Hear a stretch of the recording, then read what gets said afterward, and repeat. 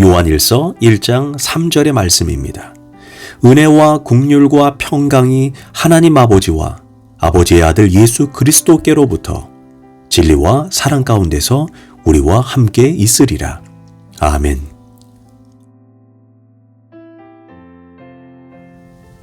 할렐루야, 오늘도 좋은 날입니다. 요한이서 1장 3절 말씀 묵상입니다. 오늘은 긍휼이라는 제목으로 말씀을 나누도록 하겠습니다. 오늘은 어제 은혜에 이어 긍휼에 대해서 살펴보겠습니다. 이 긍휼이라는 말은 원어로 엘레오스라는 단어로 어려움과 역경, 고난 속에 있는 자를 불쌍히 여기는 마음입니다. 그런데 단순히 불쌍히 여기는 마음만으로 끝나는 것이 아닙니다. 그들의 실제적이고 구체적인 어려움을 돌봐주는 행동까지 포함하는 단어가 엘레오스, 긍휼이라는 단어입니다. 예수님께서는 산상수훈에서 이렇게 말씀했습니다. 긍휼히 여기는 자는 복이 있나니 그들이 긍휼히 여김을 받을 것이며, 우리가 누군가를 긍휼히 여겨 도와줄 때 하나님께서는 그 긍휼한 마음을 잊지 않고 영원한 천국에서 반드시 보답해 주시겠다는 것입니다. 반대로 우리가 이 땅에서 긍휼을 베풀지 않으면 영원한 세계에서도 긍휼을 받지 못한다는 말씀입니다. 누가복음 16장을 보면 부자와 거지 나사로의 이야기에서 부자는 날마다 자색 옷과 고운 베옷을 입고 호화롭게 먹고 마시고 즐겼습니다. 그러나 그는 자기 집 앞에서 추위에 떨며 헌데투성이로 몸을 가눌 수 없는 상태로 버려진 그 불쌍한 거지 나사로를 끝까지 외면했습니다. 시간이 지나 두 사람 모두 죽게 되었습니다. 그런데 부자는 음부에 가게 되고 나사로는 아브라함의 품에 가게 됩니다. 부자는 음부의 고통 중에 아브라함에게 간청을 요청합니다.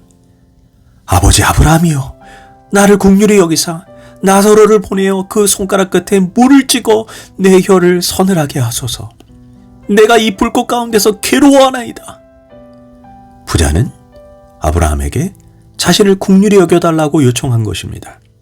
그저 물 한 방울 찍어 내 혀를 적셔주는 그런 작은 긍휼을 베풀어 달라는 것입니다. 그런데 그 긍휼이 거절되어진다는 것입니다. 왜 그렇습니까?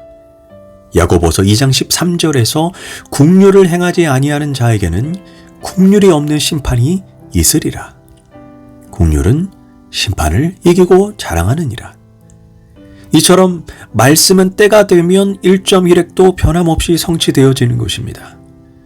부자는 이 땅에서 잠시 죄악의 낙을 누릴 때 그는 불쌍한 사람들에게 긍휼을 베풀지 않았습니다.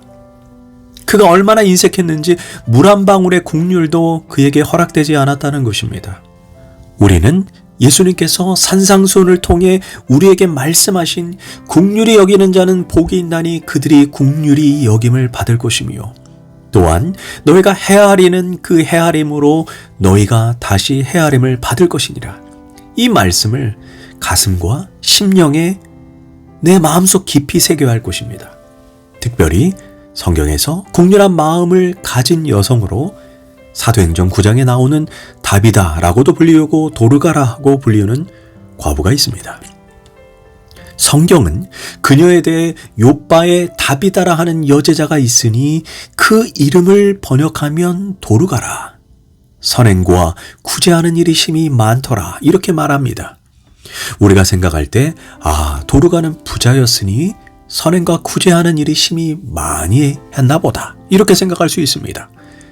그러나 사도행전 9장을 주석해 보면 그녀 자체가 도움을 받아야 하는 아주 불쌍한 과부였습니다.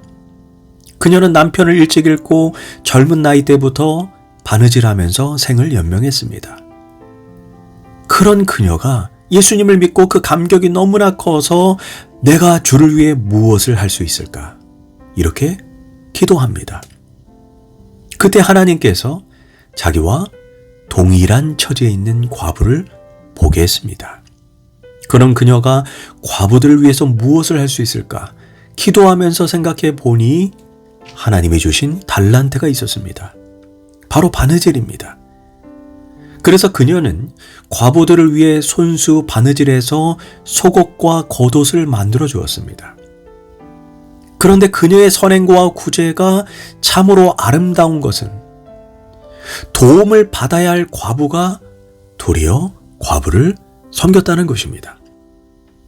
그런데 그녀의 이름이 도르가라고 하는 것에서 우리가 추측할 수 있는 것은 도르가는 연약한 사슴이라는 뜻입니다. 그렇게 연약한 육체로 과부들의 속옷과 겉옷을 만들어 주다가 그만 병이 들어 죽게 됩니다. 그런데 웃긴 것은 그녀에게 도움을 받았던 과부들이 일제히 제자들에게 찾아가서 아직 그녀는 죽을 때가 아닙니다. 우리는 그녀의 사랑이 더 필요하고 그녀를 살려내라고 간청하고 있다는 것입니다. 아니, 죽음은 운명이 아닙니까? 과부들이 계속 제자들에게 찾아가서 도르가를 살려내라고 떼를 쓰니 제자들이 어쩔 수 없이 룻다에 있는 베드로에게 사람을 보내 이 사정을 말합니다. 베드로도 이 사정을 듣고 얼마나 황당했겠습니까? 아니, 죽은 사람을 살려내라니 내가 신인가? 어쩌면 베드로도 당한 가운데 룻다에서 욥바로 내려왔을 것입니다. 그리고 도르가가 있는 다락방으로 올라가게 됩니다. 그런데 이게 웬일입니까? 사도행전 9장 39절에서 베드로가 일어나 그들과 함께 가서 이르매 그들이 데리고 다락방에 올리니 모든 과부가 베드로 곁에 서서 울며 도르가가 그들과 함께 있을 때 지은 속옷과 겉옷을 다 내보이거늘. 즉 모든 과부들이 일제히 속옷을 들고 베드로에게 대모하듯이 이것이 그녀가 우리에게 보여준 따뜻한 사랑이고 우리는 아직 그녀의 사랑이 필요합니다. 그래서 살려내 달라고 했을 때 베드로 입장에서는 감동적이지만 또 한편으로 속옷을 들고 있는 그녀들을 보는 게 얼마나 민망스러운 일입니까? 결국 하나님께서 베드로를 통해 도르가를 살려내게 됩니다. 긍휼히 여기는 자가 긍휼히 여김을 받고 헤아리는 자가 다시 헤아림을 받게 된다는 그 말씀이 성취된 것입니다. 결국 그 놀라운 사건, 아름다운 간증이 욥바 전체에 알려지게 되면서 욥바 전체가 복음화가 되었다고 성경은 마무리합니다. 그렇다면 우리가 누군가에게 긍휼을 베풀 때 가져야 하는 두 가지 태도를 반드시 기억해야 합니다. 마태복음 6장 2절과 4절에서 이렇게 말합니다. 구제할 때 나팔을 불지 말라. 그들은 자기 상을 이미 받았느니라. 너는 구제할 때 오른손이 하는 것을 왼손이 모르게 하여 내 구제함을 은밀하게 하라. 은밀한 중에 보시는 너희 아버지께서 갚으시리라. 첫째, 구제할 때 은밀히 해야 하나님이 갚아주십니다. 어떤 사람이 위기에 처해 하나님께 살려달라고 간절히 기도했습니다. 그런데 누군가 그를 무명으로 도와주었습니다. 그리고 그 도와준 사람이 누구인지 도저히 찾을 수가 없습니다. 그러면 그 사람이 누구에게 감사와 영광을 올려드릴까요? 당연히 하나님께 감사와 영광을 올려드리게 될 것입니다. 하나님이 저를 도와주셔서 감사합니다. 그는 오직 하나님께만 영광을 돌릴 것입니다. 그러면 구제한 사람이 받아야 할 그 칭찬과 영광을 하나님이 대신 다 받으시니 하나님이 그 사람에게 꾸이게 되는 것입니다. 그래서 영원한 세계에서 하나님이 구제한 사람을 다 갚아주시겠다는 것입니다. 잠언 19장 17절 가난한 자를 불쌍히 여겨 그에게 친절을 베푸는 것은 주께 빌려주는 것과 같아서 장차 주께서 그 사람의 행위대로 대갚아 주실 것이다. 반면 본인이 구제하고 나서 동네방네 떠들고 다니면 그 영광 누가 다 먹는 것입니까? 본인이 다 먹는 것입니다. 본인이 다 받는 것입니다. 그럼 하나님이 굳이 갚아줄 것이 없는 것입니다. 둘째, 구제할 때 은밀하게 하는 것도 중요하지만 자신에게도 이렇게 말해야 합니다. 오른손이 하는 것을 왼손이 모르게 하라. 이게 무슨 말입니까? 어떻게 상식적으로 오른손이 하는 것을 왼손이 모를 수 있습니까? 그 뜻은 자기 스스로도 오른손이 하는 것을 왼손이 모르듯 구제했던 그 사실조차 다 잊어버리라는 것입니다.